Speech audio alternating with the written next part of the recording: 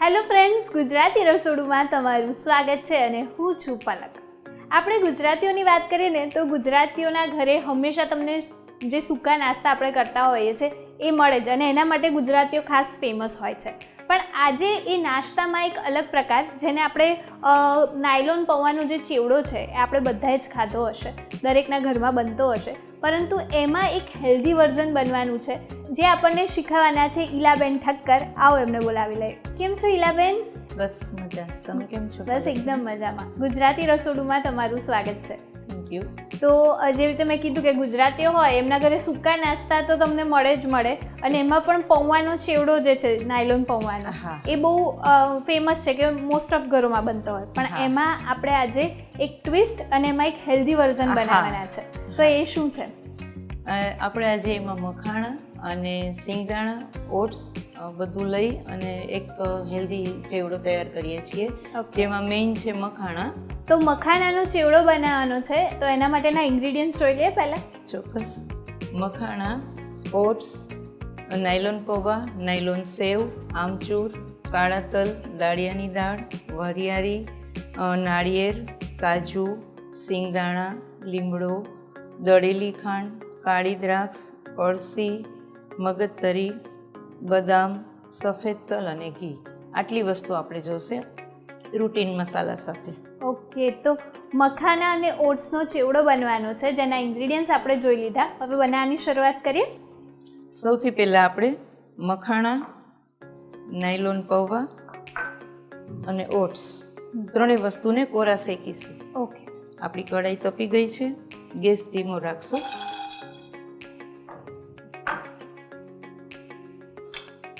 ધીમી ફ્લેમ ઉપર આપણે મખાણાને સરસ શેકશું. આ નાસ્તો તમે એક વખત કરીશો અને ઘરમાં બનાવશો એટલે કાયમનો ફેવરિટ બની જશે. અને એટલો હેલ્ધી મખાના એ વસ્તુ છે કે એની હેલ્થની દ્રષ્ટિએ એના બહુ જ બધા સારું બેનિફિટ છે. પણ મોસ્ટ ઓફ ઘરોમાં અને ખાસ કરીને બાળકો જ્યારે આપણે શેકીને આપતા હોય અલગ અલગ ફ્લેવર ઉપર એડ કરીને, તો એ નથી ખાતા હોતા. પરંતુ જો આવી રીતે બધાની સાથે મિક્સ કરીને આપીએ ને તો એમને પણ મજા આવે. હા, જુદી વેરાયટી, જુદા ફ્લેવર સાથે પણ હેલ્ધી. અને ઓટ્સ પણ છે, એને ઓટ્સ, મખાના અને પછી જે રીતે આપણે અંદર બધા સીડ્સ એડ કરીશું, બદામ છે, એટલે એકદમ હેલ્ધી વર્ઝન રેડી થઈ જશે. બહુ સરસ બનશે ચેવડો. આપણે ઓટ્સને ધીમા ગેસ ઉપર શેકી અને ચેક કરતા રહીશું. હાથથી જ્યાં સુધી ભાંગી જાય ત્યાં સુધી શેકીશું. જો ધીમે ધીમે કલર ચેન્જ થઈ ગયો છે.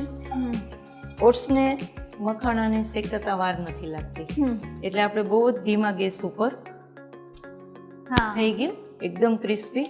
હવે આપણે એક બાઉલમાં કાઢી લેશું.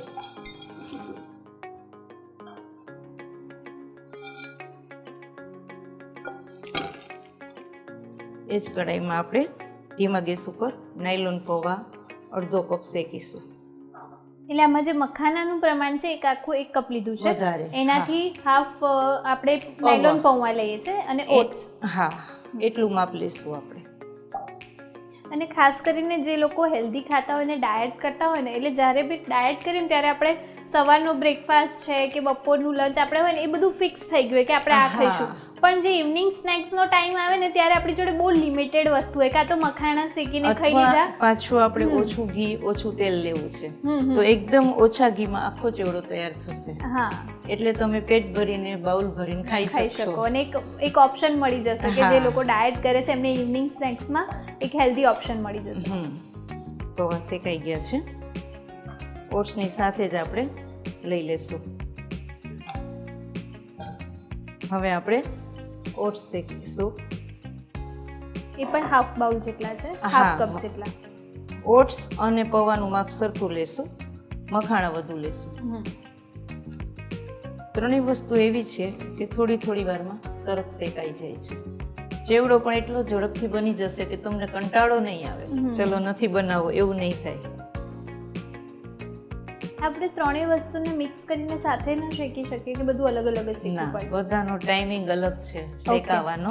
ઓટ્સને જરા વાર નથી લાગતી, મખાણાને થોડી વાર લાગે છે કારણ કે થોડા એનો હવાથી થોડાક હોય છે, પણ આ ત્રણે હારે ના કરી શકીએ આપણે. ઓટ્સ તો તરત જ બહુ ધ્યાન ન રાખીએ તો લાલ થઈ જાય છે. જો કલર ફરી ગયો, ક્રિસ્પી થઈ ગયું એકદમ. પૌવા અને મખાણા સાથે કાઢીએ છીએ. હવે આપણે લેશું અડધી ચમચી ઘી.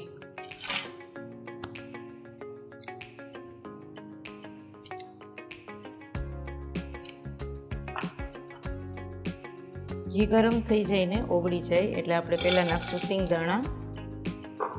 સિંગદાણાને થોડા ક્રિસ્પી સાતળશું ઘીમાં. કેટલા લીધા છે સિંગદાણા? સિંગદાણા આપણે 1 મોટી ચમચી લીધા છે. થોડો કલર ચેન્જ થાય સિંગદાણાનો, જો થવા માંડ્યો છે એટલે આપણે 1 ચમચી દાળિયાની દાળ નાખશું.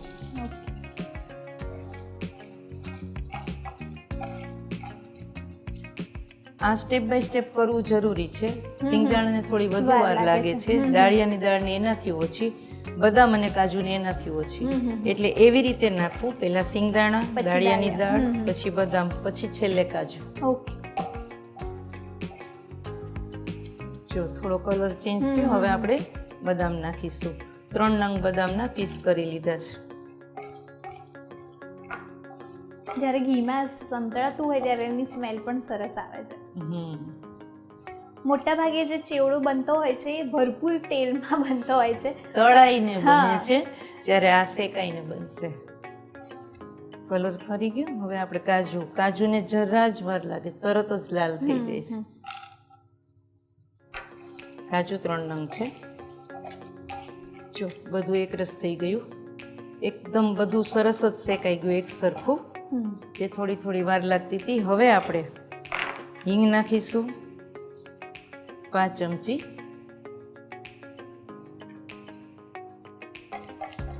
ગેસ ધીમો રાખશું અને લીમડાની દાળી નાખીશું.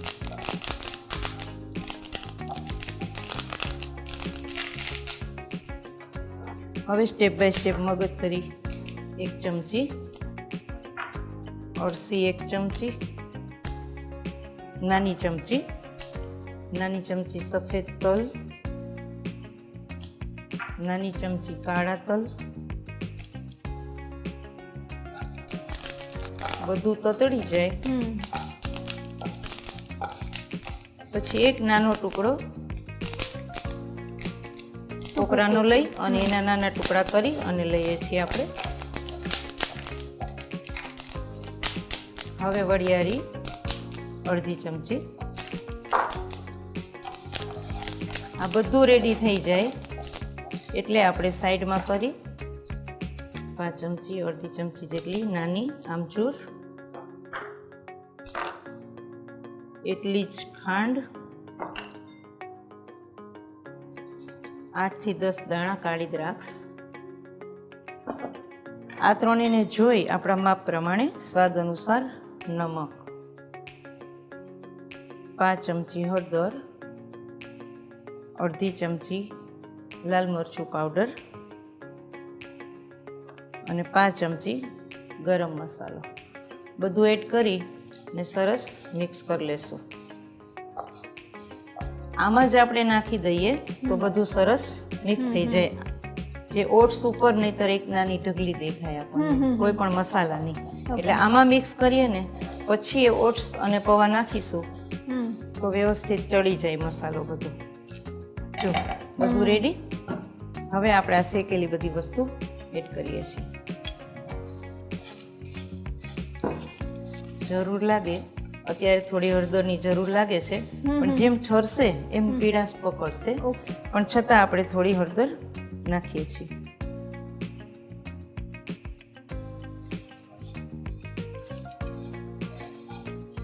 ઓટ્સને થોડો કલર પકડતા વાર લાગશે, પણ જેમ ફેરવશો મિક્સ થતો જશે એમ કલર ફરશે ઓટ્સનો.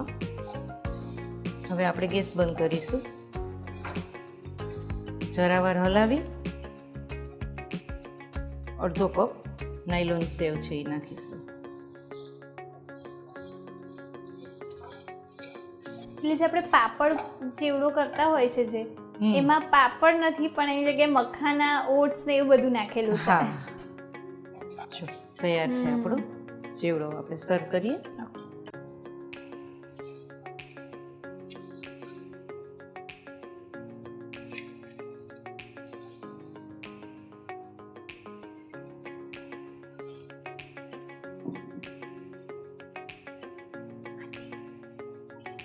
મખાણાનો ચેવડો તૈયાર છે.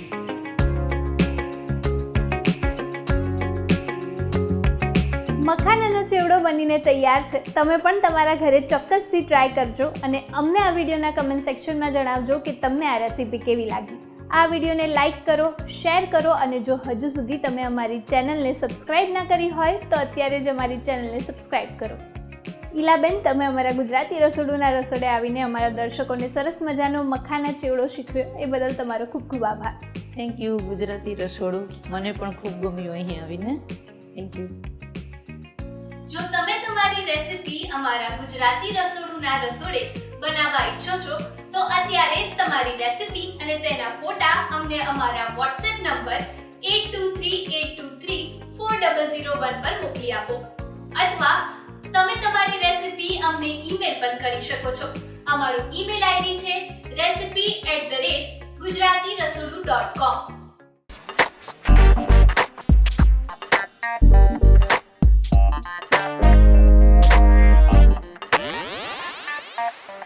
Yeah.